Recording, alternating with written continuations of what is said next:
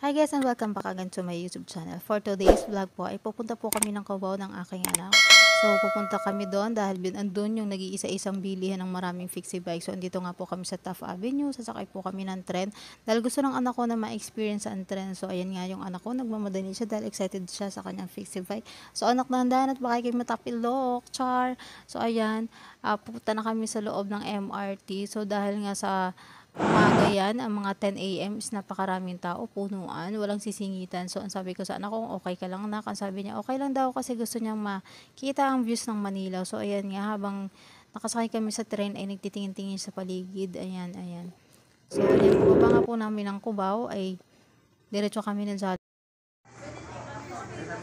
ayan, dahan-dahan lang nak, baka mabilaukan, char. So, ayan nga po, nandito na nga kami sa Fixie Bike Shop. So, JR Speed Fixie Bike Shop po ito. Pagbaba nyo po ng Cubao, dadaan kayo ng gateway, then lalakarin nyo po doon sa likod, bisakahin po ng jeep ng papuntang Marikina.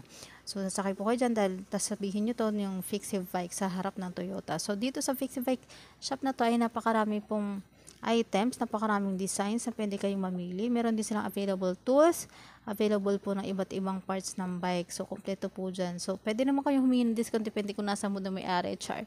So, ayan, napili nga ng anak ko dyan is yung ipapa-customize pa. Nasa worth 21,000 yung nakuha niya dyan. Pero sagot naman ng tatay niya lahat. So, ayan, kung may mga anak kayo na gusto ng mga bike, fixie bike. Ang fixie bike kasi sabi ng anak ko, bakit ba gusto mo ng fixie bike? Kasi meron namang mas mura, may 6,000 nga ng mga mountain bike. Ayaw niya nang ganoon kasi medyo madami daw bakal. Yung sa may pedal na kasi, yun ang kakaiba sa fixie bike. Yung sa fixie bike kasi, clean tingnan siya. Parang iisa lang yata yung iikutan ng inyong kadena. So, ayan ang fixie bike. Napakarami pong designs dito. Pagpasok nyo sa loob, napakaraming tools, napakaraming design. Depende kung anong gusto nyong klase ng gulong.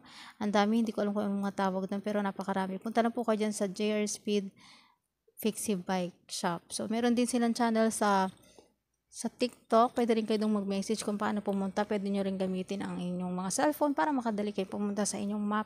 So, ayan guys. So, enjoy guys for tingin-tingin ng mga designs. Ayan. Yung iba dyan, hindi ko na masyado ma-focus yung price. Pero pwede kayong pumunta dyan. So, napakabait nung nag-assist dyan sa amin. Ayan. Nakalimutan ko yung pangalan ni sir na nag-assist sa amin.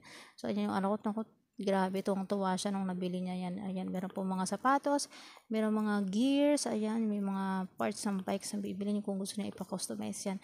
May magko-customize din sa kanila. So, ayan guys, manood lang kayo. Thank you for watching to my channel.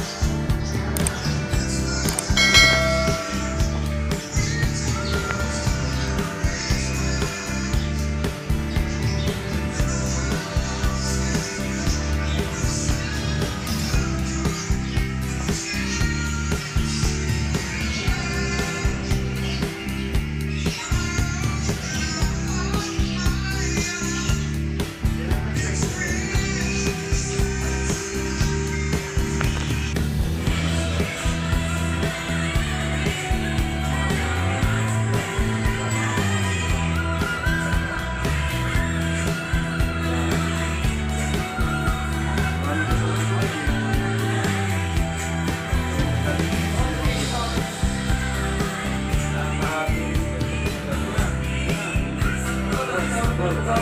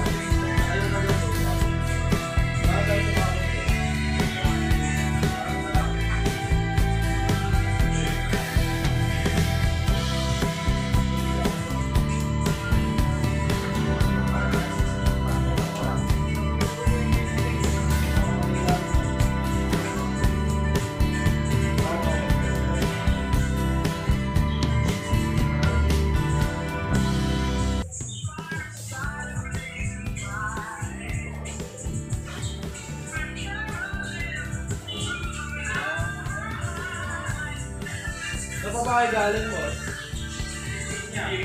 Ako, Laguna.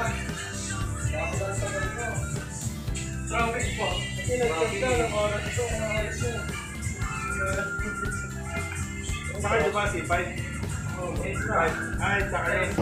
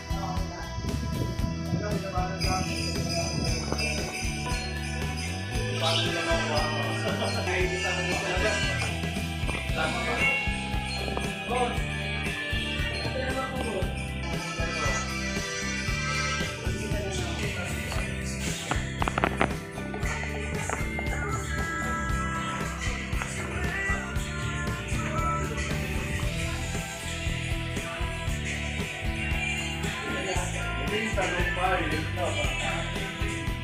Ano yung makita mo?